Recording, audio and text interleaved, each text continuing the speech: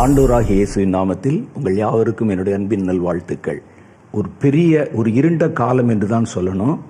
ஏறத்தாழ 2 வருஷமா உலக நாடுகள் முழுவதையும் இந்த நாட்கள் அசைத்து பார்த்திருக்கிறது. அதில் நமக்கு எந்த சந்தேகமும் இல்லை. நம்முடைய எல்லா ஓட்டமும் நிறுத்தப்பட்டு, நம்முடைய வாழ்க்கை ஆதாரங்கள் பெரும் பாதிப்பை அடைந்து, நம்முடைய அனுதின வேலை, ரொட்டீன் ஒர்க்கு எல்லாமே நிறுத்தப்பட்டு, ஒரு கஷ்டமான ஒரு சூழ்நிலையில் ஒரு இருண்ட காலத்துக்குள்ளே நம்ம எல்லாம் கடந்து வந்திருக்கிறோம். அது ஒரு தேசத்தில் மாத்திரம் இல்லை, ஒவ்வொரு தேசங்களிலும், ஏறத்தாழ உலக தேசங்கள் எல்லாவற்றிலும் ஒரே நேரத்தில் ஒரு பெரிய இருண்ட காலத்தை நாம் சந்தித்தோம். சமீபத்தில் நம்ம பார்க்குறோம், ஏறத்தாழ 2 வருஷமாக ஒன்று மாற்றி ஒன்று அலை அலையாய் தோன்றி வரும் ஒரு இருண்ட காலம். நமக்கு ஏற்கனவே சொல்லப்பட்ட மாதிரி ஒரு இருண்ட நாள் வரும், லாக்டவுன் வரும், நம்முடைய வேலை, அனுதின வேலை, ரொட்டீன் ஒர்க் எல்லாம் பாதிக்கப்படும், கதவு அடைக்கப்படும், ஸ்கூல்கள் மூடப்படும், வேலை ஸ்தலங்கள் நிறுத்தப்படும், வாகன போக்குவரத்து கூட நிறுத்தப்படும். ஒரு கடுமையான சூழ்நிலைக்குள்ளே போவோம். அப்புறம் கொஞ்சம் ரிலாக்ஸ் ஆகிற மாதிரி தெரியும். அதற்கு பிறகு வருஷத்தின் கடைசியில் மறுபடியும் ஒரு புது செய்தி வரும். அந்த மாதிரி தான் இந்த 2 வருஷமாக ஒரு இருண்ட சூழ்நிலையை நம்ம சந்தித்து வந்தோம். சமீபத்தில் நமக்கு வந்து கொண்டிருக்கும் செய்தி நம்மை அச்சப்பட வைக்கிறது. ஒமிக்ரான் என்று சொல்லுகிற மற்றொரு புதிய வைரஸ். இது ரொம்ப வீரியமானது. முதல் அலையில் வந்ததை விட, 2வது அலையில் வந்ததை விட, இந்த 3வது அலையில் வரக்கூடிய இந்த வைரஸ் ரொம்ப தீவிரமானது. இது என்ன செய்யும் என்பது இன்னும் கொஞ்ச நாள் கழித்து தான் தெளிவாக சொல்ல முடியும். ஆனால் அதை ஆராய்ந்து பார்க்கும் பொழுது அது தன்னைத்தானே நிறைய உருமாற்றி கொண்டிருக்கிறதுனால, இதற்கு முன்னால கொரோனாவை தடுப்பதற்கு நீங்கள் எடுத்த எந்த முயற்சிகளையும் முறியடிக்கத்தக்கதாக அது தன்னுடைய அமைப்பை மாற்றிக்கொண்டிருக்கு அப்படிங்கிற செய்திகள் வருகிறது. இப்படியே ஒவ்வொரு வருஷந்தோறும் இந்த இருண்ட காலம் என்பது வந்து கொண்டே இருந்தால் நம்முடைய வாழ்க்கை என்ன ஆகும்? ஒவ்வொரு முறையும் முடக்கப்பட்டு போனால் எப்படி இருக்கும் என்று ஒரு கேள்வி நமக்குள் வருகிறது. இதே மாதிரி தான் ஒரு காலத்தில் மனிதர்கள், உலக சரித்திரத்தில் நீங்கள் எடுத்து பார்த்தீங்கன்னா, இந்த கற்கால மனிதர்கள் அப்படின்னு ஒரு குரூப் சொல்லுவாங்க. கற்கால மனிதர்களை ஆராய்ந்து கண்டு அறிந்திருக்கிறார்கள். நியாண்டர்தால் மனிதர்கள் அப்படின்னு ஒரு குரூப் இருந்தாங்க. இவங்கெல்லாம் பார்த்தீங்கன்னா ஆதிவாசிகளாக இருந்தாங்க. கற்களை எடுத்து கொண்டு போய் வேட்டையாடினாங்க. அவங்க யார் என்பது நமக்கு இன்னும் அறுதிட்டு சொல்ல முடியவில்லை. ஒருவேளை நோவாவின் காலத்துக்கு பிறகு ஜனங்கள் பெருகின போது பல இடங்களில் செதறி போன கூட்டத்தில் நிறைய குழுக்களாக இருக்கலாம். இவங்கெல்லாம் என்ன செஞ்சாங்கன்னா, குகைகளிலே வசித்து வந்தார்கள். குகைகளில் பார்த்தீங்கன்னா இருட்டு இருக்கும், அவர்களுக்கு வெளிச்சம் இருக்காது, போதுமான இருக்காது. காட்டுவாசிகளாக இருப்பாங்க. வேட்டையாடின விலங்குகளை உட்கொள்வார்கள்.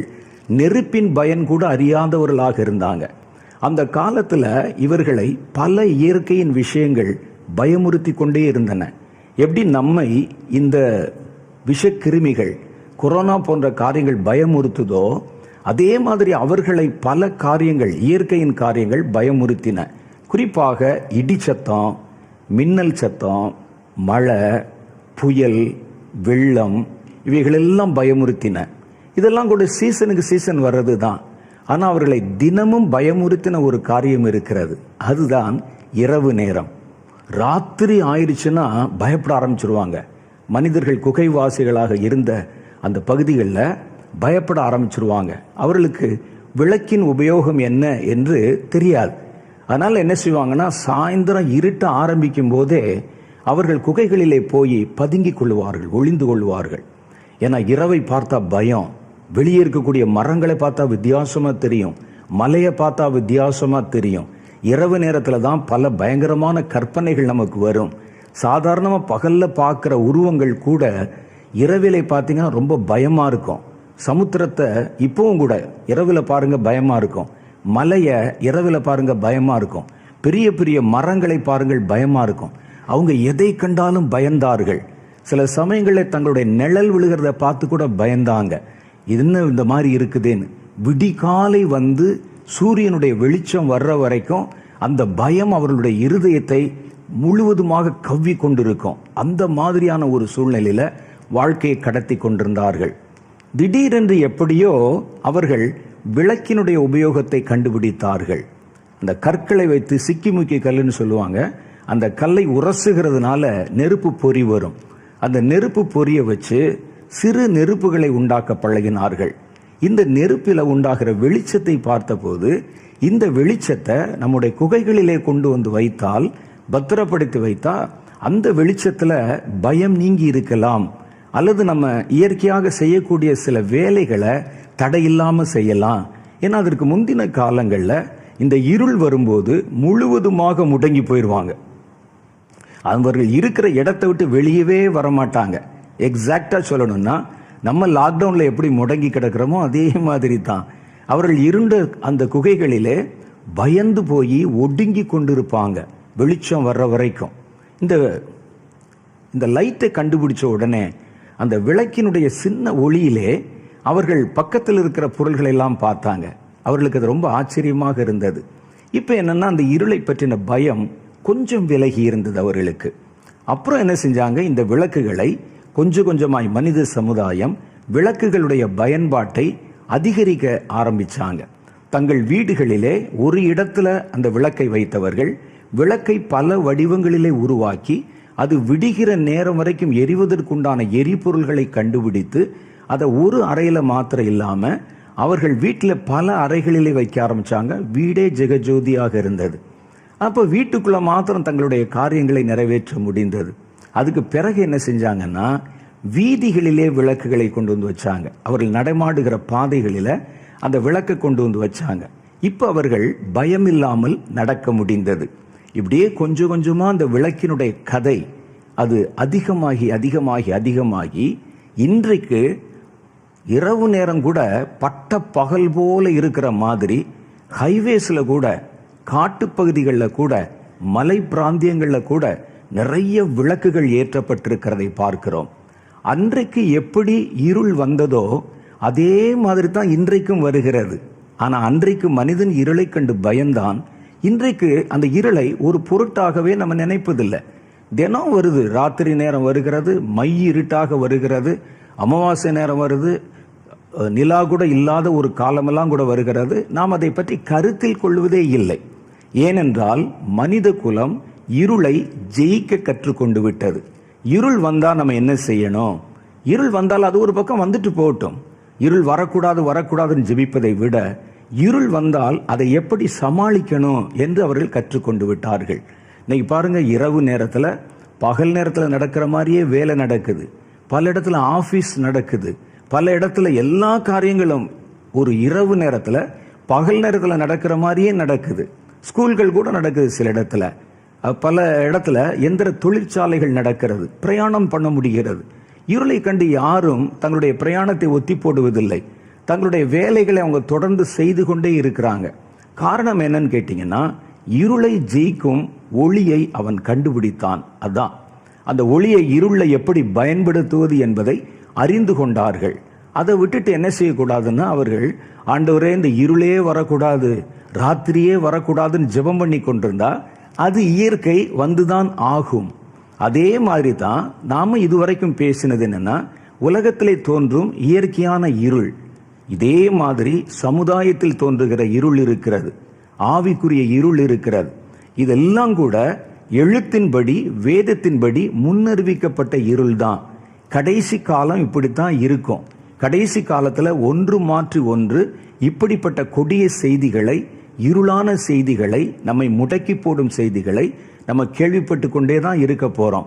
பாருங்க, இந்த கொரோனா வைரஸ் வந்த ஆரம்பத்துல 1 மாசத்துல முடிஞ்சிரும், 2 மாசத்துல முடிஞ்சிரும் என்று நம்ம நினைத்து கொண்டிருந்தோம். ஏதோ ஒரு பிராந்தியத்தில் வரும், 2 பிராந்தியத்தில் வரும், அப்புறம் சரியா போயிரும் நினைச்சோம். ஆனா அதுக்கு மாறாக அது பெருகி கொண்டே வர ஆரம்பிக்கிறது. உலக நாடுகள் முழுவதையும் அச்சுறுத்த ஆரம்பிக்கிறது. வல்லரசு நாடுகள் என்று சொல்லுகிற அமெரிக்கா போன்ற தேசங்களை கூட அது அசைத்து பார்த்து விட்டது. சரி, அந்த நாட்கள் முடிந்து ஒரு ரிலாக்ஸேஷன் நமக்கு வந்தது. அவ்வளவுதான், முடிஞ்சிச்சாக்கும் நினைச்ச போது மறுபடியும் அந்த இருள் வர ஆரம்பித்து விட்டது போன வருஷத்துல, இந்த வருஷத்துல. அப்ப இதுவும் கூட கொஞ்ச நாட்கள் ஒரு ரிலாக்ஸேஷன் கிடைத்த போது, முடிஞ்சிச்சோ என்று நினைத்த போது, இந்த டிசம்பர்ல இருந்து நவம்பர் கடைசியில இருந்து புதிய வைரஸ் கண்டறியப்பட்டிருக்கிறது என்ற தகவல் நமக்கு வந்து கொண்டிருக்கிறது. இது இப்படிதான் ஆரம்பிக்கும், நமக்கு தெரியும். இப்படி ஆரம்பித்து கொஞ்சம் கொஞ்சமாக அது வந்து விருத்தியாகிறது, பரவுகிறது, மனித உயிர்களை கொல்லுகிறது என்றெல்லாம் செய்திகளை கேள்விப்பட்டு இருள் வரத்தான் செய்யும் எல்லா தேசங்களிலும். அப்போ இந்த இருள் வரும்போது ஒவ்வொரு முறையும் நம்ம இப்படியே முடங்கி கிடக்க போகிறோமா, அல்லது இந்த இருளை ஜெயிக்கக்கூடிய வெளிச்சம் ஏதாவது இருக்கிறதா என்பதை கண்டறிய போகிறோமா? இயற்கையில் தோன்றுகிற இருளை துரத்துவதற்கு கர்த்தர் இந்த விளக்குகளையும் விளக்கினுடைய ஒளியையும் கண்டுபிடிக்க அறிவை கொடுத்தார். அதே மாதிரி பாருங்க, சூழ்நிலையில் உண்டாகிற இருள்கள், நம்ம சமுதாயத்தில் உண்டாகிற இருள், இந்த இருளை எல்லாம் நீக்கி போடுவதற்கு நிறைய வெளிச்சத்தை கர்த்தர் தம்முடைய வேதத்தில் பரிந்துரை செய்திருக்கிறார். இருட்டை பார்த்து பயந்துகிட்டே இருக்கக்கூடாது. ஐயோ இருள் வந்து விட்டதை, ஒவ்வொரு முறை இருள் வரும்போதும் முடங்கி போகக்கூடாது. இந்த இருளை எப்படி மேற்கொள்வது? இப்படி இருள் இல்லாத காலம் இனிமேல் வருமா என்று கேட்டால் வரும் வராதுன்னு முடிவாக நம்ம எதுவும் சொல்ல முடியாது. வேதத்தின் அடிப்படையில் பார்த்தா காலம் கடைசியா மாற மாற மாற இந்த இருளின் கிரியைகள் தான் அதிகாரம் பெற ஆரம்பிக்கும். இருளுக்கு ஒரு அதிகாரம் கொடுக்கப்படும்.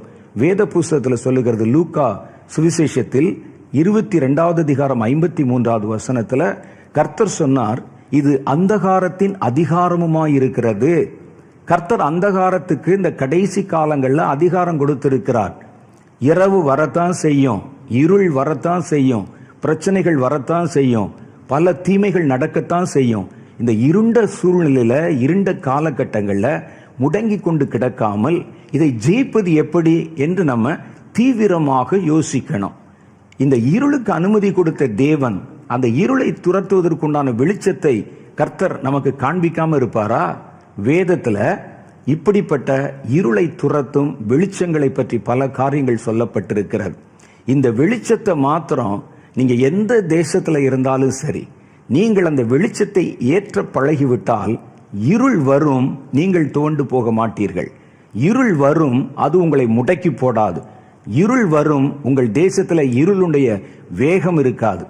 இருள் யாருடைய வாழ்க்கையும் முடக்கி போடாது.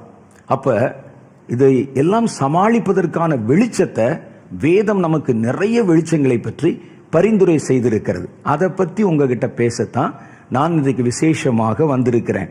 ஏன்னா நம்ம ஒவ்வொரு முறை இப்படி வரும்போதும், அது வந்து ஒரு அலை, 2 அலை, 3 அலைன்னு சொல்லி வரும்போதும் இப்படி பயந்து கொண்டே இருக்க போகிறோமா, அல்லது இதை சமாளிப்பதற்கு வேறு எதுவும் வழி இருக்கிறதா என்று கர்த்தருடைய பாதத்தில் காத்திருந்த பொழுது கர்த்தர் எனக்கு கற்றுக் கொடுத்த காரியத்தை தான் உங்க நடுவில் பகிர்ந்து கொள்ள வேண்டும் என்று நான் விரும்புகிறேன். இருளும் அந்தகாரமும், இருள் சூழ ஆரம்பிக்கும் போதுதான், அந்தகாரம் அதிகாரம் பெற ஆரம்பிக்கும் போதுதான் உபத்திரவங்கள் அதிகமாக பெருகும். நாம் சொல்லுகிற இந்த இருள் என்பது உபத்திரவ காலங்களை பற்றி சொல்லுகிறது. மனித குலத்துக்கு வருகிற உபத்திரவம், பாடுகள், இதைத்தான் நான் இருள் சொல்றேன் ஒழிய இன்னைக்கு சாதாரண இயற்கையில வருகிற இருளை பற்றி நாம் பேசல. இந்த இருள் அந்தகாரத்தின் அதிகாரம் பெற்ற போது தேசங்களை பாதிக்கிறதாக, ஏதோ ஒரு நாட்டில் வந்தா பரவாயில்ல, இது உலகம் முழுவதும் ஒரே நேரத்தில் வருகிறது என்பது கடைசி காலத்தின் அடையாளங்கள்ல ஒன்றாக இருக்கிறது. அப்ப ஆண்டவர் சொல்றாரு, இருளின் அந்தகாரத்திற்கு அதிகாரம் கொடுக்கப்பட்டிருக்கு. அந்தகாரத்துக்கு அதிகாரம் கொடுத்த தேவன் அந்த அந்தகாரத்தை ஜெயிப்பதற்கான அதிகாரத்தை கண்டிப்பா உங்களுக்கும் எனக்கும் நம்முடைய கைகளிலே கொடுத்திருப்பார். நம்ம தான் இருட்டை பார்த்த உடனே பயந்து வெலவெலத்து நடுங்கி, நம்முடைய மனசும் வேலை செய்யறதில்ல, நம்முடைய அறிவும் வேலை செய்யறதில்ல, புத்தியும் வேலை செய்யறதில்ல, பயந்து விடுகிறோம். ஆனால் கர்த்தருடைய வேதத்தில் சொல்லப்பட்டிருக்கிறது இருளை ஜெயிக்கக்கூடிய வெளிச்சங்களை பற்றி. இந்த இருள் பரவ பரவ பரவ, இருளுடைய அதிகாரம் உண்டாக உண்டாக தேசங்களில் உபத்திரவங்கள், மரணம், மரண இருள் போன்ற காரியங்கள் தீவிரமா உண்டாகும். இருளை துரத்துவதற்கு வேற எந்த வழியுமே கிடையாது உலகத்துல. இருளை நீங்க சோப்பு போட்டு கழுவ முடியாது, ஊசி போட்டு நிறுத்த முடியாது. அந்த இருளை போக்குவதற்கு ஒரே ஒரு வழி, இருளை விரட்டுறதற்கும் ஜெயிக்கிறதுக்கும் ஒரே ஒரு வழி, விளக்கை ஏற்றுவதுதான். வெளிச்சத்தை தவிர இருளுக்கு வேறு மாற்று இந்த உலகத்துல எதுவுமே கிடையாது. வெளிச்சம் ஒன்று தவிர வேறு எதனாலையும் இந்த இருளை உங்களால ஜெயிக்க முடியாது. இருள் வருவது இயற்கை தான். இருள் வருவது வசனத்தின்படி அதிகாரம் பெற்ற வேளையில இருள் வருவது இயற்கை தான். ஆனால் இந்த இருளை கண்டு சோர்ந்து போகிறோம் பாருங்க, அதுதான் கொடுமை. அப்ப இந்த இருளை சமாளிப்பதற்கான வெளிச்சத்தை கர்த்தர் எங்கே வைத்திருக்கிறார்? நீங்க நல்லா பாத்தீங்கன்னா அந்த வெளிச்சத்தை நீங்கள் வெளியே எங்கும் தேட வேண்டியதில்லை.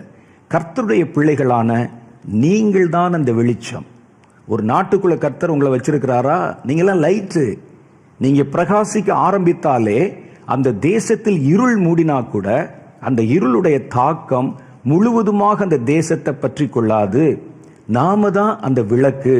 கர்த்தருடைய வேதத்தில் பாருங்க, நீங்கள் எல்லோரும் வெளிச்சத்தின் பிள்ளைகளும் பகலின் பிள்ளைகளுமாக இருக்கிறீர்கள். நாம் இரவுக்கும் இருளுக்கும் உள்ளானவர்கள் அல்லவே என்று சொல்லி எழுதப்பட்டிருக்கிறத பார்க்கிறோம். அப்ப நாம் கர்த்தருடைய பிள்ளைகள். எபேசியருக்கு நிருபம் 5வது அதிகாரம் 2-8 வரைக்கும் உண்டான வசனங்களை பார்த்தீங்கன்னா, வெளிச்சத்தின் பிள்ளைகளான நாம் எப்பொழுது வெளிச்சத்தை கொடுக்க ஆரம்பிக்கிறோம் என்று எழுதியிருக்கிறது. அப்ப நாம தான் வெளிச்சத்தின் பிள்ளைகள். கர்த்தர் உங்களை ஒரு தேசத்துல வச்சிருக்கிறாரா? அந்த தேசத்துல வருகிற இருளை துரத்துவதற்காகத்தான் தம்முடைய பிள்ளைகளை அந்த தேசத்துல வச்சிருக்கிறாரு.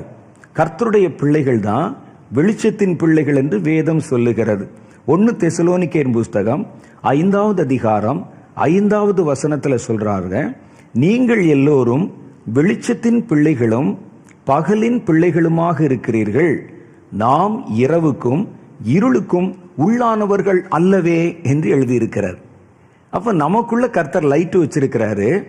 விளக்கை எப்படி இருள் இருக்கிற இடங்கள் எல்லாம் கொண்டு வச்சிருக்கிறோமோ, இருள் சூழ போகிற இடங்கள் எல்லாம் விளக்கு கம்பங்களை வச்சிருக்கிறோமோ, அதே மாதிரி தான் கர்த்தர் தம்முடைய பிள்ளைகளை உலக தேசங்கள் முழுவதிலும் வைத்திருக்கிறார். இப்ப நமக்கு என்ன வேலைன்னா, அந்த விளக்கை ஏற்ற வேண்டும். அது ஒண்ணுதான். வெறும் விளக்கு கம்பம் இருந்தாலோ விளக்கு இருந்தாலோ இருள் போய்விடாது.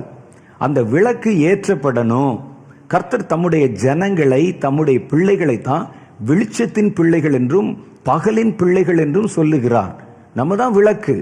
இந்த விளக்கை கொண்டு போய் அரபு தேசத்துல வச்சிருக்கிறாரு, மத்திய கிழக்கு நாடுகள்ல வச்சிருக்கிறாரு, இந்தியாவில் வச்சிருக்கிறாரு, இங்கிலாந்து தேசத்துல வச்சிருக்கிறாரு, அமெரிக்காவில் வச்சிருக்கிறாரு, ஜப்பான்ல வச்சிருக்கிறார், எல்லா தேசங்களிலும்.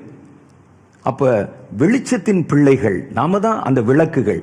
ஆனா இப்ப இதுல என்ன பிரச்சனை அப்படின்னு கேட்டீங்கன்னா, வெறும் விளக்குகளையோ விளக்கு கம்பங்களையோ கொண்டு போய் ஒரு இருள் சூழ்ந்த இடத்துல நிறுத்துறதுனால அது அந்த வெளிச்சத்தை மேற்கொண்டு விடாது. மாற்றாக என்ன செய்யணும்னா, இருள் வருகிற நேரத்துல அந்த விளக்கு பிரகாசிக்க வேண்டும், அது எரியணும். அப்ப இதுல எங்கே வந்து எரியணும்? எபேசியருக்கு நிருபம் 5வது அதிகாரம் 2-8 வரைக்கும் உண்டான வசனம் நமக்கு ஒரு காரியத்தை சொல்லுது. கிறிஸ்து நமக்காக தம்மை தேவனுக்கு சுகந்த வாசனையான காணிக்கையாகவும் பலியாகவும் ஒப்பு கொடுத்து நம்மில் அன்பு கூர்ந்தது போல நீங்களும் அன்பிலே நடந்து கொள்ளுங்கள். மேலும் பரிசுத்தவான்களுக்கு ஏற்றபடி வெளிச்சத்தின் பிள்ளைகள் எப்படி வெளிச்சத்துல நடக்கணும்னு சொல்றாரு பாருங்க.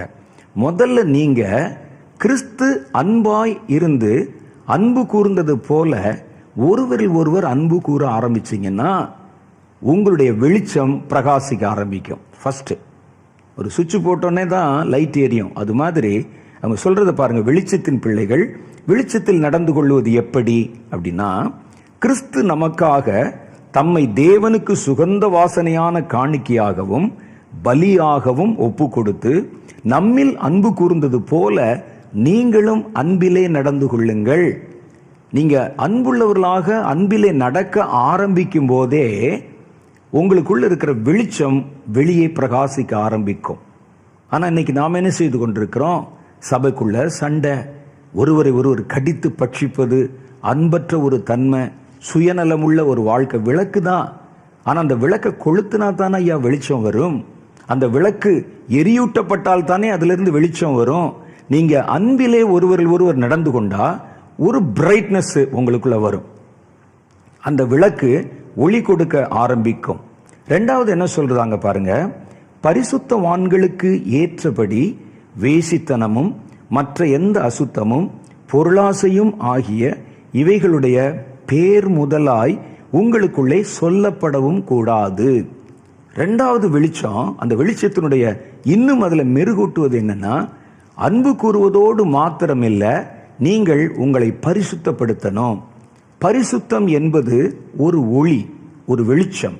இந்த பரிசுத்தம் உள்ள வாழ்க்கை என்ன செய்யுதுன்னா, ஒரு மனிதனுடைய ஆவியிலே ஒளியை உண்டு பண்ணுகிறது. அதான் உண்மை.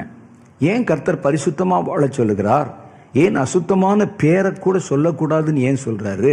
ஏன் பரிசுத்தத்துக்கு இவ்வளவு முக்கியத்துவம் கொடுக்கறாங்கன்னா, பரிசுத்தம் என்பது ஒருவேளை வெளியே உங்க சரீரத்துல ஒன்றும் தெரியாம இருக்கலாம், உங்களுடைய வாழ்க்கையில ஒன்றும் தெரியாம இருக்கலாம், வஸ்திரத்துல ஒன்றும் தெரியாமல் இருக்கலாம். ஆனா பரிசுத்தம் உள்ள வாழ்க்கை என்பது உங்களுடைய ஆவியிலே ஒரு வெளிச்சத்தை உண்டு பண்ணுகிறது. இந்த வெளிச்சமா உங்களுடைய ஆவி மாறினா தான் நீங்க பரலோகத்துல போய் இளைப்பாற முடியும், பரலோகத்திலே பொருத்தப்பட்டிருக்க முடியும். ஏன்னா பரலோகம் என்பது பரிசுத்த வெளிச்சத்தினால் ஆனது. கர்த்தர் எத்தனையோ குணாதிசயங்களை கொண்டவராக இருக்கிறார், வல்லமை உள்ளவராக இருக்கிறார், மகா பெரியவராக இருக்கிறார், மகிமை பொருந்தினவராக இருக்கிறார். ஆனா எல்லாவற்றிலும் அவருடைய குணத்திலே சிகரம் வைத்தது மாதிரி இருக்கிறது அவருடைய அந்த ஹோலினஸ், பரிசுத்தம். அதனாலதான் தேவ தூதர்களும் அங்கிருக்கிற கேருபீன்களும் சேராபீன்களும் சேனைகளின் தேவனாகிய கர்த்தர் பரிசுத்தர் பரிசுத்தர் பரிசுத்தர் என்று வாய் ஓயாமல் சொல்லிக் கொண்டிருக்கிறாங்க. அந்த பரிசுத்தம் தான் பரலோகத்திலே வெளிச்சம் என்று கருதப்படுகிறது. அந்த பரிசுத்தம் ஒரு மனிதனுடைய வாழ்க்கையில வரும்போது தான் அது அவனுடைய ஆவியை வெளிச்சம் உள்ளதாக மாற்றுகிறது. ஆவி வெளிச்சமா மாறினா தான் மரணத்துக்கு பிறகு இந்த ஆவி வெளிச்சத்தின் தேசத்துல போய் பங்கு பெற முடியும். இல்லாவிட்டால் அதுல இருள் இருந்துச்சுன்னா அது இருள தான் போய் நிக்க முடியும். இருள் நிறைந்த ஒரு ஆவி வெளிச்சத்துல போய் நிக்க முடியாது. அதனால கர்த்தர் சொல்றாருங்க, நீங்கள் பரிசுத்தவான்களுக்கு ஏற்றபடி வேசித்தனமும் மற்ற எந்த அசுத்தமும் அப்புறம் பொருளாசையும் ஆகிய இவைகளுடைய பேர் முதலாய் உங்களுக்குள்ளே சொல்லப்படக்கூடாது. அப்படியே வம்பும் புத்தியீனமான பேச்சும் பரியாசமும் தகாதவைகள், ஸ்தோத்திரம் செய்தலே தகும் என்று சொல்றார்.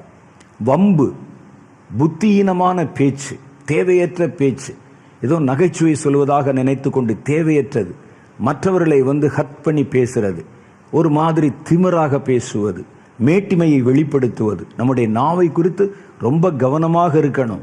நாவு சின்ன அவயம்தான், ஆனால் அது முழு நம்முடைய ஆவிக்குரிய வாழ்க்கையும் கொளுத்தி போட்டுவிடும், அழித்து போட்டுவிடும் என்று எச்சரிக்கப்பட்டிருக்கிறது. அடுத்து நமக்கு சொல்வது பரியாசம். பரியாசம் பாருங்க, ரொம்ப சர்வசாதாரணமாக இன்று பயன்படுத்தப்படுகிறது. வேதத்துல அந்த பேதுரு சொல்லுவாரு, கடைசி நாட்கள்ல பரியாசக்காரர்கள் எழும்புவார்கள், எழும்பி கர்த்தருடைய வசனத்தை பரியாசம் பண்ணுவாங்க, கர்த்தருடைய ஊழியர்களை பரியாசம் பண்ணுவாங்க. இதோ வருகிறார் என்று சொல்லப்பட்ட வாக்குத்தத்தம் எங்கே? எல்லாம் எப்பவும் இருக்கிற மாதிரியே தானே இருக்குதுன்னு சொல்லி அவர்கள் பரியாசம் பண்ணுவாங்கன்னு சொல்லி. இப்ப சமீப காலமாக யூடியூப் சேனல்களை நம்ம பார்க்கும்போது கர்த்தருடைய ஊழியக்காரர்களை, வரம் பெற்றவர்களை, கர்த்தருடைய பிள்ளைகளை, கிறிஸ்தவர்களே பரியாசம் பண்ணி வெளியிடுகிற நிறைய யூடியூபை நம்ம பார்க்க முடிகிறது. மனம் ரொம்ப வேதனைப்படுகிறது. பரியாசம் எவ்வளவு வருது பாருங்க. ஒவ்வொரு ஊழியக்காரனையும், உண்மையாகவே தேவனுக்கென்று ஊழியம் செய்கிறவர்களையும் பரியாசம் பண்ணுவது, அற்புதங்களை பரியாசம் பண்ணுவது, கர்த்தருடைய வார்த்தைகளை பரியாசம் பண்ணுவது. இந்த பரியாசத்தின் ஆவி என்பது ஒரு பிசாசின் ஆவி. இது நம்முடைய ஒட்டுமொத்த வாழ்க்கையும் இருளாக மாற்றி போட்டு விடும். அதனால பரியாசத்துக்கு ரொம்ப நம்ம கவனமாக இருக்கணும்.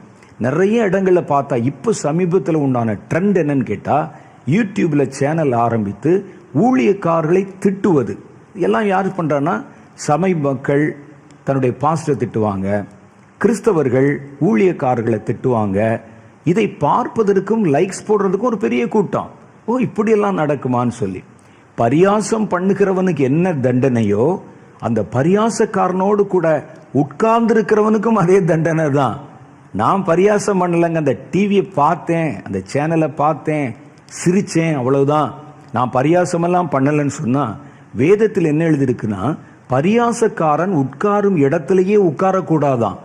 அப்படிப்பட்ட சேனல்களை, அப்படிப்பட்ட நிகழ்ச்சிகளை, கர்த்தருடைய வார்த்தையை, கர்த்தருடைய அற்புதத்தை, கர்த்தருடைய வல்லமையை, தேவனுடைய ஊழியக்காரர்களை பரியாசம் பண்ணி போடுறதுக்கு லைக்ஸ் பண்ணி ஷேர் பண்ணி அதை பார்த்து சந்தோஷப்பட்டீங்கன்னா அது ஒரு பெரிய ஒரு பாவம் மாத்திரமல்ல, நம்முடைய ஆவிக்குரிய வாழ்க்கையில் இருக்கிற வெளிச்சத்தை அது அழித்து போட்டுவிடும்.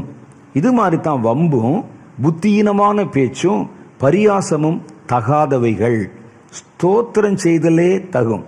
விபச்சாரக்காரனாவது, அசுத்தனாவது, விக்கிரக ஆராதனைக்காரனாவது பொருளாசைக்காரனாவது தேவனுடைய ராஜ்யமாகிய கிறிஸ்துவின் ராஜ்யத்திலே சுதந்திரம் அடைவதில்லை என்று அறிந்திருக்கிறீர்களே. இப்படிப்பட்டவைகள் நிமித்தம் கீழ்ப்படியாமையின் பிள்ளைகள் மேல் கோபாக்கினை வருவதால் ஒருவனும் உங்களை வீண் வார்த்தைகளிலே மோசம் போக்காதபடிக்கு எச்சரிக்கையாயிருங்கள், அவர்களுக்கு பங்காளிகள் ஆகாதிருங்கள். 8வது வசனம் சொல்லுது, முற்காலத்திலே நீங்கள் அந்தகாரமாயிருந்தீர்கள். முன்னால நீங்க அந்தகாரமா இருந்தீங்க, இந்த வேலையெல்லாம் செஞ்சீங்க. அந்தகாரத்தில் இருக்கிறவன் தான் இந்த பாவத்தெல்லாம் செய்வான். அந்தகாரத்தில் இருக்கிறவன் தான் பரியாசம் பண்ணுவான். அந்தகாரத்தில் இருக்கிறவன் தான் விபச்சாரம் பண்ணுவான். அந்தகாரமாய் நீங்கள் இருந்தபோது இதெல்லாம் செய்தீர்களே. முற்காலத்தில் நீங்கள் அந்தகாரமாய் இருந்தீர்கள், இப்பொழுதோ கர்த்தருக்குள் வெளிச்சமாய் இருக்கிறீர்கள். அப்ப இவைகளை நீங்கள் தடை செய்து விட்டாலே, உங்க வாழ்க்கையிலிருந்து எடுத்துட்டாலே, உங்களுடைய வாழ்க்கை ஒளிர ஆரம்பித்து விடும். வெளிச்சத்தின் பிள்ளைகள் ஒரு தேசத்துல இருந்தா அந்த தேசத்தின் மேல இருள் வந்தா கூட அந்த இருள் அந்த தேசத்தில் எந்த பாதிப்பையும் உண்டாக்காது. பாருங்க, மாம்சத்தின்படி வருகிற இருள் என்பது தினம் ராத்திரில வருது. யார் பாதிக்கப்படுகிறோம்? அதுல யார் அதை கண்டு பயப்படுகிறோம்? யாருடைய வாழ்க்கை முடங்கி போகிறது? நல்லா தானே இருக்கிறோம். நம்ம ராத்திரி வருவதை பற்றி நம்ம நினைக்கிறதே இல்லையே. இப்போ அதை குறித்து பயப்படுவதே இல்லையே. அதை ஒரு பொருட்டாக கருதுவதே இல்லையே. அது ஒரு பக்கம் வருகிறது, நம்முடைய வேலை ஒரு பக்கம் போகிறது. கர்த்தர் இப்படிப்பட்ட இருண்ட காலங்களிலே தேசங்களில் வெளிச்சத்தை ஏற்படுத்துவதற்காகத்தான் தம்முடைய பிள்ளைகளை எல்லா தேசத்திலும் வச்சிருக்கிறார். ஆனா இவர்கள் இன்னும் அந்த இருளிலே, இன்னும் அந்த அந்தகாரத்தின் கிரியைகளுக்கு உட்பட்டு இருக்கிறதுனால தான் அஞ்ஞானிகள் பயப்படுகிறதை போலவே தேவனுடைய பிள்ளைகளும் பயப்படுகிறார்கள். அஞ்ஞானிகள் முடங்கி போகிறதை போலவே தேவனுடைய பிள்ளைகளும் முடங்கி போறாங்க. இருள் வராது என்று நான் சொல்லல, இருள் வரும். ஆனா அது பலவீனமாகிவிடும். இன்னைக்கு இருள் வந்திருக்கிறது. இன்னைக்கு ராத்திரி தான் நான் உங்கள் நடுவில் நின்று பிரசங்கித்துக் கொண்டிருக்கிறேன். இருள் வந்திருக்கிறது. ஆனால் அந்த இருள் நம்மை பயமுறுத்தவில்லை, அச்சுறுத்தவில்லை, நம்முடைய வேலைகளை முடக்கி போடவில்லை. இருள் அது பாட்டு வந்துட்டு போகுது. அதை சமாளிக்கும் வழி நமக்கு தெரிந்து விட்டது. கர்த்தருடைய வேதம் சொல்லுது, உங்களை கர்த்தர் வெளிச்சத்தின் பிள்ளைகளாக மாற்றித்தான் ஒவ்வொரு தேசத்திலும் வைத்திருக்கிறார். நமக்குள்ள இருக்கிற இருள் நீக்கப்பட்டு நமக்குள் கர்த்தர் கொடுத்திருக்கிற ஒளியானது பிரகாசிக்க ஆரம்பித்தால், நீங்க இருக்கிற தேசத்துல உங்கள் நிமித்தம் இருள் ஆளுமை செய்ய முடியாது. இருள் வரும், ஆனா ஆளுமை செய்யாது. இருள் வரும், பலவீனப்பட்டு போகும். இருள் நீடிக்கிற காலம் வரைக்கும் எந்த சேதமும் இல்லாமல் உங்கள் ஒளி அந்த தேசத்தை பாதுகாக்கும். இதான் கர்த்தர் இன்னைக்கு உங்களுக்கு சொல்ற வார்த்தை. அப்ப நம்மை முதல்ல நம்ம சீர்பொருத்தி பார்க்கணும். நம்ம எப்படி இருக்கிறோம் பார்க்கணும். கர்த்தர் இந்த தேசத்துல கொண்டு வந்து வச்சிருக்கிறாரே, அல்லது இந்திய தேசத்துல என்னை வச்சிருக்கிறாரே, அரபு தேசத்துல என்னை வச்சிருக்கிறாரே, மத்திய கிழக்கு நாடுகள் என்னை வச்சிருக்கிறாரே, அந்த தேசத்தின் மேல இருள் வருகிறதே, வெளிச்சத்தின் பிள்ளையா இருக்கிற நானும் அந்தகாரத்தில் இருக்கிறவர்களை போல ஏன் பயப்படணும்? அப்ப என்னுடைய ஒளி ஏற்றப்பட்டு விட்டால் அந்த தேசத்தின் மேல வருகிற இருளானது பலவீனப்பட்டு போயிருமே. இருள் வந்தாலும் எங்களுடைய வாழ்க்கை அது முடக்கி போடாதே. வரட்டும், கொள்ளை நோய் வரட்டும், பிரச்சனை வரட்டும், உபத்திரம் வரட்டும், நாங்கள் கர்த்தருக்கென்று எரிந்து பிரகாசிக்கிற விளக்குகளாய் இருக்கும்போது எந்த இருள் எங்கள் தேசத்தை அசைச்சு பார்க்க முடியும்? பாருங்க, இந்த 2 வருஷத்துல இந்த இருள் வந்த போது தேசங்கள் முழுவதும் செயலற்று போய்விட்டன. வீதிகள் எல்லாம் வெறிச்சோடி கிடக்கின்றன. கடத்தரு கிடையாது, மாலு கிடையாது, ஸ்கூலு கிடையாது, எல்லா இடத்துல போக்குவரத்து கிடையாது. வீட்டுக்குள்ளேயே முடங்கி கிடக்கிறோம். பயம், திகில், இவைகள் எல்லாம் நம்மை நெருப்பு போல சூழ்ந்து கொண்டிருந்த ஒரு காலகட்டம். நமக்குள்ளேயே பயம். அப்படிப்பட்ட ஒரு பயம் ஏன் அது அவ்வளவு தூரம் பலன் கொண்டது? யோசித்து பாருங்கள். அந்த இருள் ஏன் பலன் கொண்டதுன்னா, தேசத்துல வெளிச்சம் இல்லை. தேசத்துல இந்த வெளிச்சம் ஏற்றப்பட்டிருந்தால் இருள் வந்தாலும் அந்த இருள் பலவீனப்பட்டு போகும். தினசரி இருள் வருது நம்ம வாழ்க்கையில. இன்னைக்கு இருள் வருது, காலையில விடிகாலையில வெளிச்சம் வருகிறது, வெளிச்சம் கொஞ்சம் கொஞ்சமாய் உச்சத்துக்கு போகிறது, அப்புறம் மங்குகிறது, மறைகிறது, மறுபடியும் இருள் வருகிறது, மையிருள் வருகிறது, மத்திய இரவு வருகிறது, அது அப்படியே வந்து போகிறது. நாம் அதை பற்றி கவலையே படுவதில்லை. ஏன்னா விளக்கை கண்டுபிடித்து விட்டோம், வெளிச்சத்தின் பயன்பாட்டை கண்டுபிடித்து விட்டோம். நீங்க தான் அந்த வெளிச்சம். கர்த்தர் அதற்காகத்தான் உங்களை வெளிச்சத்தில் வைத்திருக்கிறார். நாமோ அஞ்ஞானிகளுடைய வாழ்க்கையை போல நம்முடைய வாழ்க்கை அமைத்து கொண்டு சர்ச்சுக்கு போகும்போது நல்லா தான் இருக்கிறோம், ஜெபம் பண்ணும்போது நல்லா தான் இருக்கிறோம், உபவாசம் பண்ணும்போது நல்லா தான் இருக்கிறோம், திறப்பில நிற்கும் போது நல்லா தான் இருக்கிறோம், ஃபாஸ்டிங் பண்ணும்போது நல்லா தான் இருக்கிறோம். ஆனால் நம்முடைய சொந்த வாழ்க்கையில, பெர்சனல் வாழ்க்கையில நீங்க எடுத்து பார்த்தீங்கன்னா அஞ்ஞானிகளுடைய அந்தகார கிரியைகளுக்கு நம்ம உட்பட்டிருக்கிறதுனால தான் நம்முடைய விளக்கானது இந்த இருண்ட காலத்திலே பிரகாசிக்க முடியாம போனதுனால இந்த இருள் பலம் கொண்டு தேசத்தை முழுவதுமாக பிடித்து செயலற்றதாக மாற்றி போடுகிறது. அப்ப இன்னைக்கு நம்ம என்ன செய்ய, நீங்க செஞ்சு பாருங்க. இந்த வருஷத்துல இப்படிப்பட்ட கொடிய இருள் ஒருவேளை வந்தா கூட உங்களுடைய விளக்கு ஏற்றப்பட்டால் அந்த இருள் தேசத்தை முடக்கி போடவே போடாது. அந்த தேசத்துல எந்த காரியங்களும் முடக்கி போடப்படாது. ஒரு பக்கம் பயங்கரம் இருக்கலாம், ஒரு பக்கம் பிரச்சனை இருக்கலாம், ஆனால் அந்த இருள் முழுவதுமாக பலன் கொள்ளவே கொள்ளாது. அங்க இருக்கிற கர்த்தருடைய பிள்ளைகள் போதும். ஒரு ஆளுக்குள்ளிருந்து, ஒரு விளக்கிலிருந்து புறப்படுகிற ஒளி என்பது அதனுடைய சுற்றுப்பகுதியில் எவ்வளவு தூரத்துக்கு அது பிரகாசிக்குது பாருங்க, ஒவ்வொரு விளக்கம். அப்ப இத்தனை தேவனுடைய ஜனங்கள், அந்த தேசத்தில் இருக்கிற இத்தனை தேவனுடைய பிள்ளைகள் வெளிச்சத்தை கொடுக்க ஆரம்பித்தால் அந்த தேசத்துல இருள் எப்படி பலங்கொள்ளும் என்று நான் கேட்கிறேன். இரண்டாவது காரியம் பாருங்க, கர்த்தர் நமக்கு கொடுத்திருக்கிற வெளிச்சம், தேவனுடைய மகிமை. தேவனை நீங்கள் எங்க மகிமைப்படுத்த மகிமைப்படுத்த மகிமைப்படுத்த அந்த இடத்துல ஒரு ஒளி உண்டாகிறது, ஒரு வெளிச்சம் உண்டாகிறது. இன்னைக்கு தேவனுடைய மகிமை மறைக்கப்பட்டிருக்கிறது. சபைகள்ல திட்டம் போட்டே மறைக்கப்பட்டிருக்கிறது. பல ஊழியக்காரர்களால மறைக்கப்படுகிறது தேவனுடைய மகிமை. கர்த்தருடைய வேதம் சொல்லுது பாருங்க, வெளிப்படுத்தின விசேஷம் 21வது அதிகாரம் 23வது வசனம், நகரத்திற்கு வெளிச்சம் கொடுக்க சூரியனும் சந்திரனும் அதற்கு வேண்டுவதில்லை, தேவனுடைய மகிமையே அதை பிரகாசிப்பித்தது, ஆட்டுக்குட்டியானவரே அந்த விளக்கு. நீங்க தேவனுடைய மகிமையை மறைக்க மறைக்க, கர்த்தருடைய பிள்ளைகள், நாம் பேசுவது மற்ற ஜனங்களை பற்றி அல்ல, சபையை பற்றி, ஊழியக்காரர்களை பற்றி, தேவனுடைய பிள்ளைகளை பற்றி. கர்த்தருக்குண்டான மகிமையை நம்ம செலுத்துவதில்லை, கர்த்தருக்குண்டான கனத்தை நம்ம செலுத்துவதில்லை. ஒரு சபையில, ஒரு ஆராதனையில ஒரு ஊழியக்காரன் தன்னை மையப்படுத்தவும் முன்னிலைப்படுத்தவும் தான் முயற்சிக்கிறானே ஒழிய கர்த்தருடைய மகிமைப்படுத்தவும் தேவனை முன்னிலைப்படுத்தவும் முயற்சிப்பதில்லை. அவர்கள் கர்த்தரை முன்னிலைப்படுத்த முயற்சிப்பது போல தோன்றினாலும் அது வியாபார நோக்கத்துக்கு தான் செய்யப்படுது ஒழிய உண்மையிலேயே கர்த்தர் மகிமைப்படுவதில்லை. நம்முடைய ஊழியத்துல கர்த்தர் மகிமைப்படணும், நம்ம நம்ம நம்ம பண்ணுகிற ஜெபத்துல கர்த்தர் மகிமைப்படணும், நம்ம செய்யற ஊழியத்துல கர்த்தர் மகிமைப்படணும். கர்த்தருக்கு நீங்கள் மகிமையை செலுத்த செலுத்த, மகிமை செலுத்துறதா சும்மா கர்த்தரை பிரைஸ் பண்ணிட்டே இருக்கிறத சொல்லலைன்னா, கர்த்தருக்கு நம்ம மகிமை கொடுக்கணும். நம்ம செய்யற ஊழியம் கர்த்தருக்கு மகிமை கொண்டு வரணும். நாம் பேசுற பேச்சு கர்த்தருக்கு மகிமையை கொண்டு வரணும். அதுல துளி அளவாவது நான் என்னுடைய மகிமையை தேடினால் நான் உத்தமன் அல்ல என்று கர்த்தருடைய வேதம் சொல்லுகிறது. தன்னை அனுப்பினவருடைய மகிமையை தேடுகிறவன் தான் உத்தமன், உண்மையான ஊழியக்காரன் என்று கர்த்தருடைய வேதத்துல எழுதப்பட்டிருக்கிறது.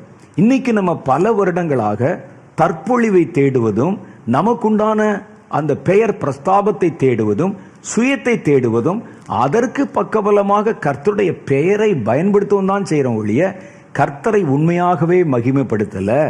நம்ம கர்த்தரை நம்முடைய நடக்கைகளினாலும், வார்த்தையினாலும், துதியினாலும், தேவனுக்கு செய்கிற ஊழியத்தினாலும், அவருடைய சித்தத்துக்கு கீழ்ப்படுகிறதுனாலும் மகிமைப்படுத்தி பாருங்க. உங்கள் தேசத்துல வெளிச்சம் பிரகாசிக்க ஆரம்பிக்கும். அந்த வெளிச்சம் எப்படி இருக்குமா, சூரியனும் சந்திரனும் கூட தேவையில்லையா. ஒரு சூரியன் வந்த உடனே பாருங்க, அதனுடைய வெளிச்சத்துக்கு சமானமாய் இந்த உலகத்துல எந்த விளக்குமே கிடையாது. ஒரு சூரியன் வந்தா எல்லா விளக்குகளையும் அது மட்டமாக்கி எல்லா இடத்திலும் அந்த ஒளி பரவ ஆரம்பிக்கிறது. கர்த்தர் சொல்றாரு, என் மகிமை வந்தால் அந்த சூரியனே தேவையில்லை, சூரியன் வந்தால் இந்த விளக்கு தேவையில்லை. ஆனா கர்த்தருடைய மகிமை வந்தால் சூரியனே தேவையில்லை. அதான் வேதம் சொல்லுது. நகரத்துக்கு வெளிச்சம் கொடுக்க சூரியனும் சந்திரனும் அங்கதற்கு வேண்டுவதில்லை, தேவனுடைய மகிமையே அதை பிரகாசிப்பிக்கும். அந்த நகரத்துக்கு, பரலோகத்துக்கு வெளிச்சமே தேவனுடைய மகிமை தான். அந்த மகிமையை நாம் அறிந்திருக்கிறோம். அவருக்கு கனம் கொடுத்து மகிமைப்படுத்த ஆரம்பிச்சா, பரலோகத்தில் பிரகாசிக்கிற அதே மகிமை உங்கள் தேசங்கள் நடுவிலே பிரகாசிக்கும். அதை பல காலமா நம்ம விட்டதுனால தானே. சாத்தானுடைய தந்திரமே அதானே. இருளை கொண்டு ஜனங்களை மிரட்டுறதுக்கு முன்னால எதெல்லாம் வெளிச்சம் வருமோ அதெல்லாம் ஃபர்ஸ்ட் ஆஃப் பண்ணிடுறான். எல்லாத்தையும் ஆஃப் பண்ணிடுறான். தேவனுடைய பிள்ளைகளை பாவத்துக்குள்ளாக்குவது ஆஃப். தேவனுடைய பிள்ளைகளை அன்பற்றவர்களாக மாற்றுவது லைட்ஸ் ஆஃப். தேவனுடைய பிள்ளைகளை தேவையற்ற வார்த்தைகளை பேச வைப்பது லைட்ஸ் ஆஃப். பரியாசம் பண்ண வைப்பது லைட்ஸ் ஆஃப். தேவனுடைய சபையை கர்த்தருக்கு மகிமை செலுத்த விடாமல் இருப்பது லைட்ஸ் ஆஃப். இதெல்லாம் முதல்ல செஞ்சுட்டு தான் சாத்தான் அந்த இருளினுடைய வேகத்தையும் அதிகாரத்தையும் ஜனங்கள் மேல தீவிரமாய் கொண்டு வருகிறான். இப்ப நம்ம என்ன செய்ய போறோம்? இந்த விளக்கை ஏற்ற போகிறோம். நம்முடைய வாழ்க்கையை மாற்ற போகிறோம். நம்முடைய சபையை மாற்ற போகிறோம். நாம தான் ஒரு தேசத்துக்கு விளக்கு. நம்முடைய சபை தான் அந்த லைட். நம்ம கர்த்தருடைய மகிமையை காட்டாத வரைக்கும் அந்த விளக்கும் வெளிச்சமும் இருளிலே பிரகாசிக்கவே பிரகாசிக்காது. இருள் வரும்போது அந்நியர்களைப் போல, அறியாதவர்களைப் போல, புறஜாதியினரைப் போல நாமும் கூட கை முடக்கி கொண்டுதான் வீட்டுக்குள்ள படுத்திருக்கணும். அப்ப கர்த்தர் இன்றைக்கு நமக்கு தருகிற வார்த்தை, நீங்க வேணா செஞ்சு பாருங்க நடக்குதா இல்லையான்னு சொல்லி. ஏன்னா இது என்னுடைய வார்த்தை அல்ல, தேவனுடைய வேத வார்த்தை, கர்த்தருடைய வசனம். வானமும் பூமியும் ஒளிந்து போம், தேவனுடைய வாயிலிருந்து புறப்பட்ட வார்த்தை ஒரு நாளும் ஒளிந்து போகாது. நீங்க தான் விளக்கு, நீங்க தான் வெளிச்சம்னா நீங்க வெளிச்சம்தான். அப்ப இந்த வெளிச்சம் ஏற்றப்படாததுனால தான் இன்றைக்கு இருள் வருகிறது. தேவனுடைய மகிமை அந்த வெளிச்சத்தை காட்ட முடியாம மறைச்சு வச்சிருக்கிறோம். மனிதர்கள் தங்களுடைய சுயத்தினாலும் சுய மகிமையினாலும் சுய விருப்பத்தினாலும் தேவனுடைய மகிமையை, தேவனுக்கு செலுத்த வேண்டிய மகிமையை செலுத்தாம மறைச்சு வச்சிருக்கிறோம். அதை திருடி களவாடி நமக்கு சொந்தமாக்கி கொள்ளுகிறோம். ஆகவேதான் தேசத்துல இருள், அந்தகாரம் அதிகாரம் பெறுகிறது. மூணாவது காரியம் பாருங்க, ஆட்டுக்குட்டியானவரே வெளிச்சம். அப்ப கிறிஸ்துவானவர் தான் விளக்கு. அதே வசனத்துல சொல்லுது, நகரத்துக்கு வெளிச்சம் கொடுக்க சூரியனும் சந்திரனும் அதற்கு வேண்டுவதில்லை, தேவனுடைய மகிமையே அதை பிரகாசிப்பித்தது. ஆட்டுக்குட்டியானவரே விளக்கு. இயேசுவை மறந்து விட்டோம். இயேசுவை இன்றைக்கு ஜனங்களுக்குள்ளே பிரஸ்தாபம் பண்ண மறந்து விட்டோம். இயேசுவானவர் யாரு? நான் உலகத்திற்கு ஒளியாக வந்தேன் என்று சொன்னவர். இந்த ஒளியை நீங்க ஜனங்களுக்குள்ளே பரவ வச்சாலே போதும். இருளில் இருக்கிற ஜனங்களுக்கு பெரிய வெளிச்சம் உதித்தது. அந்த வெளிச்சத்தை கர்த்தர் நம்ம கையில கொடுத்திருக்கிறாரு.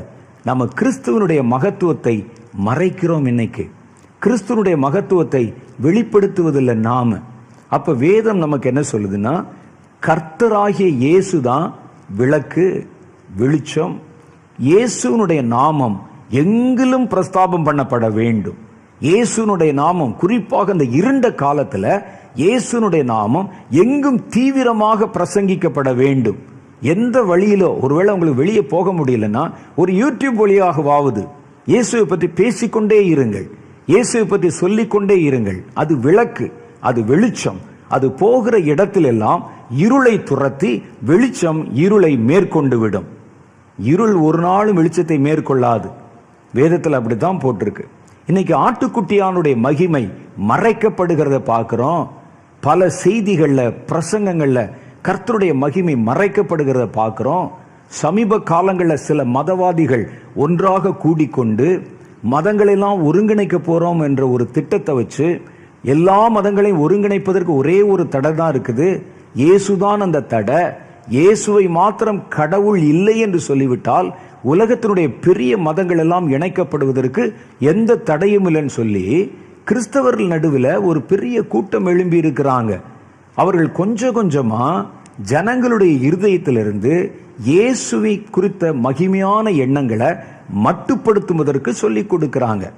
அப்ப என்ன செய்யறாங்கன்னா, இயேசு மாத்திரம் கடவுள் அல்ல, இயேசுவும் கடவுள்களில் ஒருவர் என்று முதல்ல ஆரம்பிக்கிறாங்க.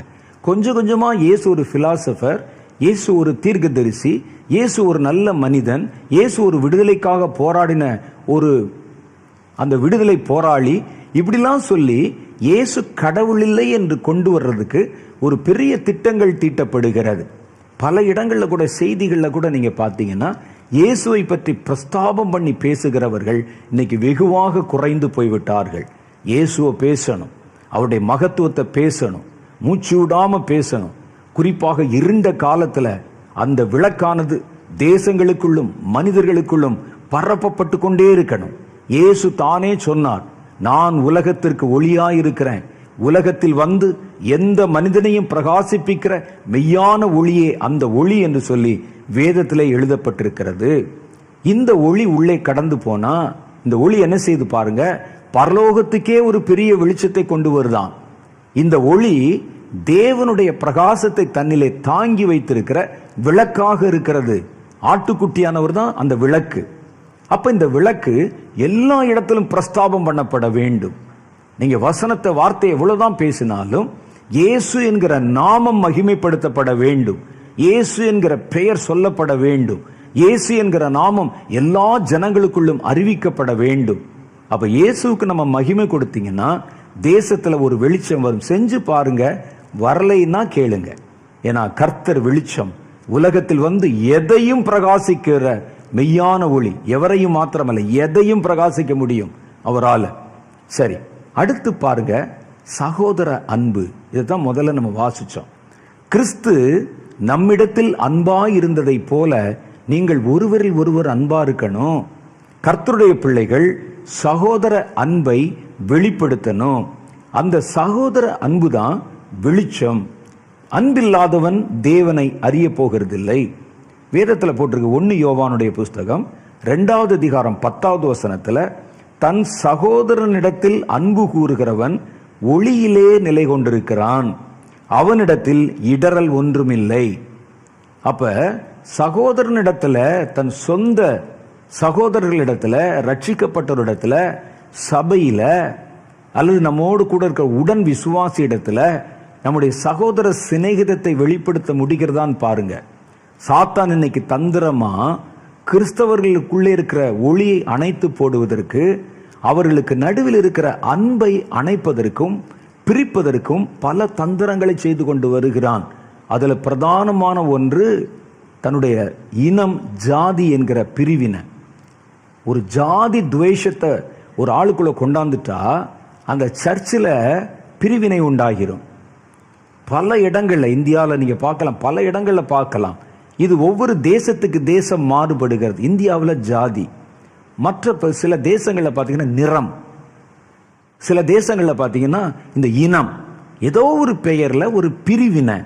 ஒரு சபையில ஜாதியின் நிமித்தம் 2 பிரிவா பிரிஞ்சு சண்டை போட்டு தனித்தனியா சர்ச்சு கட்டி ஆராதனை செய்தால் அவர்களுடைய ஆராதனையில வெளிச்சம் எப்படி இருக்கும் யோசிச்சு பாருங்க. கண் காணுகிற தன் சொந்த சகோதரனை சிநேகிக்க முடியாதவன் தான் காணாதிருக்கிற தேவனிடத்துல எப்படி அன்பு கூறுவான் என்று கர்த்தருடைய வேதம் கேட்குது. அப்ப இதை வச்சு பார்த்தீங்கன்னா நம்மை ஒளி உள்ளவர்களாக மாற்றுவது சகோதர சிநேகிதம். நம்முடைய சக தோழனை நம்ம சிநேகிக்கணும், சக விசுவாசியின் இடத்துல அன்பு வைக்கணும், ஊழியக்காரர்களை நேசிக்கணும், கிறிஸ்தவர்கள் இடத்துல ஒருவருக்கு ஒருவர் அன்பு பாராட்டணும். நம்ம அன்பு கூற முடியாம எத்தனை பிரிவினைகளை சாத்தான் கொண்டு வருகிறான் பாருங்க. ஏன்னா நீங்கள் வெளிச்சமாய் இருப்பதில் சாத்தானுக்கு உடன்பாடு இல்லை. நீங்க இருட்டா இருக்கணும், கருப்பா இருக்கணும், அந்தகாரமா இருக்கணும். உங்களால எந்த ஒளியும் வெளிப்படவே கூடாது, நீங்கள் பிரயோஜனப்படவே கூடாது. அப்பதான் சாத்தான் தன்னுடைய காரியத்தை சுலபமாக நிறைவேற்றிக் கொள்வதற்கு வழி உண்டாகும். அதனால என்ன செய்யறான்னா பிரிவினைகளை உண்டு பண்றான். இவர்கள் உயர்ந்த ஜாதி, இவர்கள் தாழ்ந்த ஜாதி, இவங்க ஜாதி மெஜாரிட்டி, இவங்க மைனாரிட்டி, இது எங்களுக்கு உண்டான சர்ச்சு, இது எங்களுக்கு உண்டான ஆலயம் என்று சொல்லி சில பிரிவினைகள். சில இடத்துல பார்த்தீங்கன்னா இவர்கள் எல்லாம் ஏழைகள், இவங்கெல்லாம் ஸ்லம்ல இருக்கிறவங்க, அன்றாடம் காட்சிகள், கூலி தொழிலாளர்கள், இவங்களுடைய கூட போய் நாங்கள் ஆராதனை பண்ண மாட்டோம். பணக்காரர்களுக்கு என்று ஒரு ஆராதனை ஸ்தலம் சில இடங்களில் நான் பார்த்துருக்கிறேன். சில எஸ்டேட் பகுதிக்கு நான் கர்த்தருடைய ஊழியத்து நிமித்தம் கடந்த போது அங்கே நிறைய சின்ன சின்ன ஆராதனை ஸ்தலங்கள், சபைகள் இருக்கும்.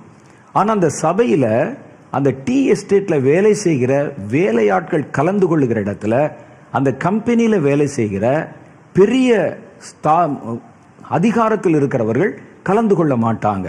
ஒரு மேனேஜரோ ஒரு சூப்பர்வைசரோ அந்த ஆராதனை கலந்து கொள்ள மாட்டாங்க. ஒரு நாள் ஒருவருடைய வீட்டுக்கு நான் போன போது கேட்டேன், அங்கே சர்ச்சு ஆராதனை நடக்குதே, உங்களை பார்க்கலையே, நான் பார்க்கலையே அப்படின்னு கேட்டேன்.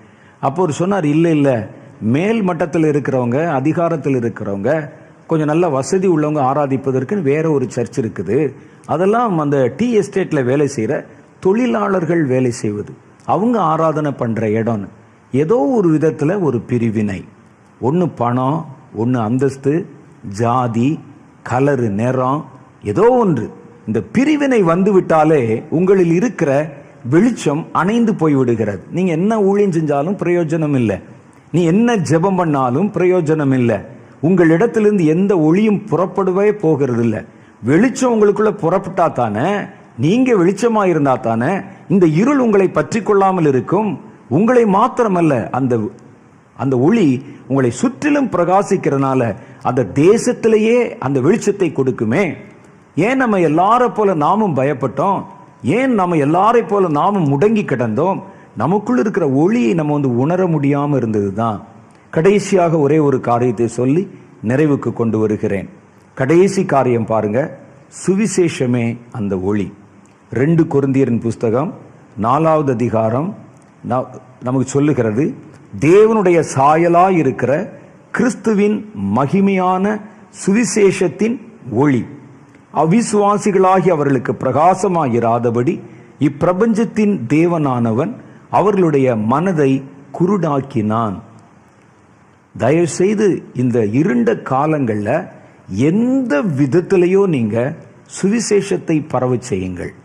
உங்க தேசத்துல சுவிசேஷம் சொல்லப்படணும். அதுக்கு என்ன வழி? நீங்க தான் கண்டுபிடிக்கணும். அது வழி எப்படி செய்வது, செய்யணும். அதை தவிர வேற வழி இல்லை. சுவிசேஷமே ஒளி.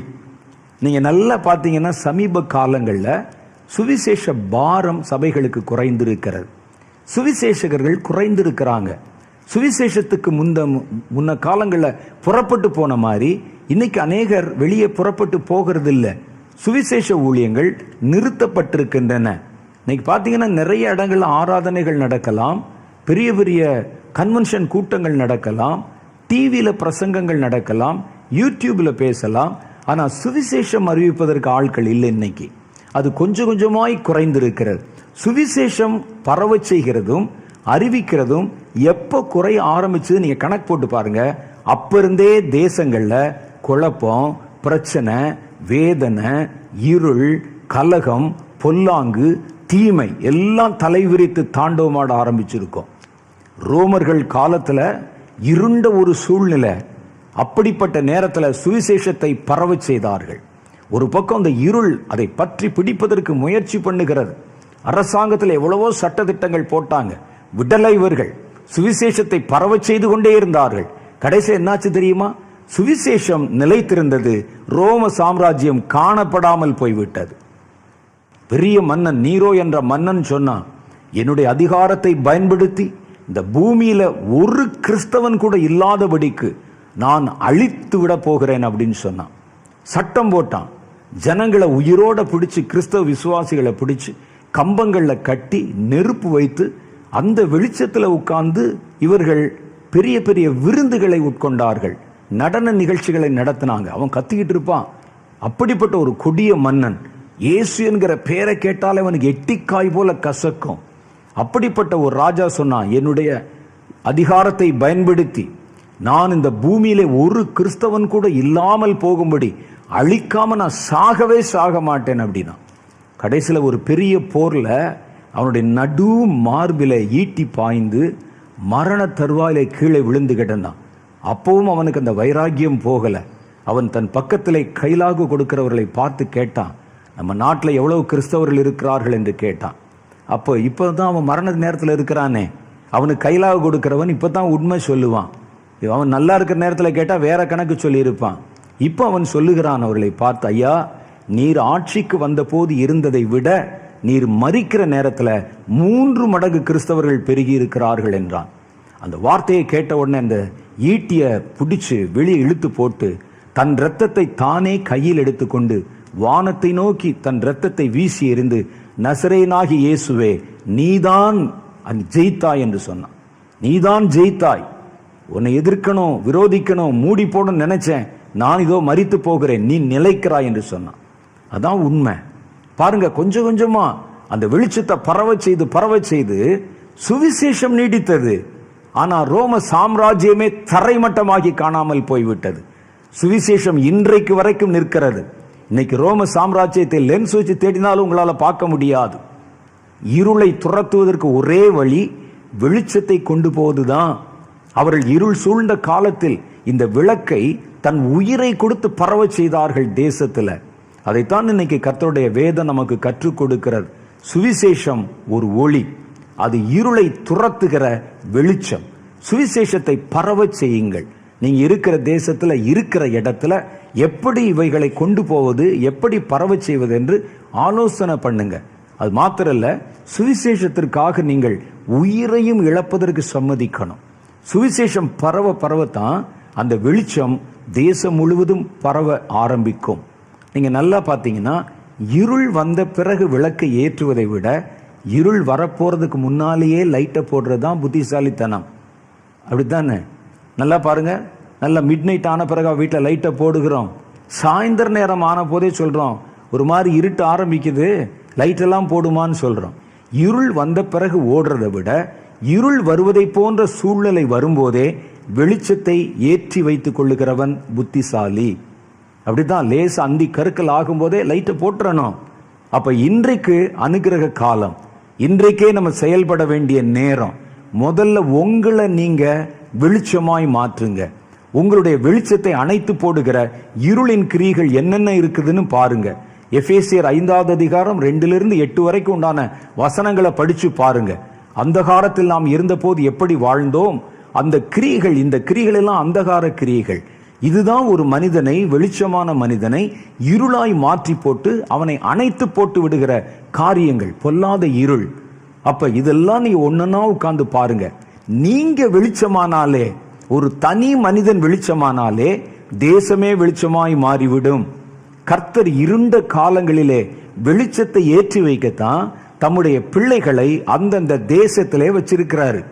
ஆனா நாமும் இருளிலே பாதிக்கப்பட்டு இருளோடு கூட இருளாக இருக்கிறதுனால தான் ஒரு இருண்ட காலம் வரும்போது கூட, அந்தகாரத்தினுடைய அதிகாரம் பலம் கொள்ளும் போது கூட நம்மால செயல்பட முடியாத ஒரு சூழ்நிலை வந்து விடுகிறது. நான் சொன்ன இந்த விளக்குகளை, இந்த வெளிச்சங்களை உங்கள் தேசத்துல, நீங்க இருக்கிற இடத்துல ஏற்றி வைக்க ஆரம்பிச்சு பாருங்க. கொஞ்சம் கஷ்டம்தான், கொஞ்சம் தியாகம் பண்ணணும் தான், கொஞ்சம் சில காரியங்களை விட்டுத்தான் கொடுக்கணும். சபையில ஆராதனை முறைகள்ல மாற்றம் வரணும், பிரசங்கத்துல மாற்றம் வரணும். இயேசுவே மைய பொருளாக உலகமெங்கும் அறிவிக்கப்பட வேண்டும். இயேசுவை மறைச்சிங்கன்னா வாழ்க்கையே நமக்கு கிடையாது. இருளும் அந்தகாரமும் தான் நம்முடைய பங்காக இருக்கும். இதெல்லாவற்றிலும் ஒரு புதிய மாற்றத்தை கொண்டு வந்தால், இந்த வருஷம் ஒருவேளை இருள் வரலாம், அந்தகாரம் வரலாம், ஆனால் நீங்கள் அந்த இருளில் பாதிக்கப்பட போகிறதில்லை. தேசங்கள் திகைத்து போக போகிறதில்லை. இருளானது பலவீனப்பட்டு போகும்.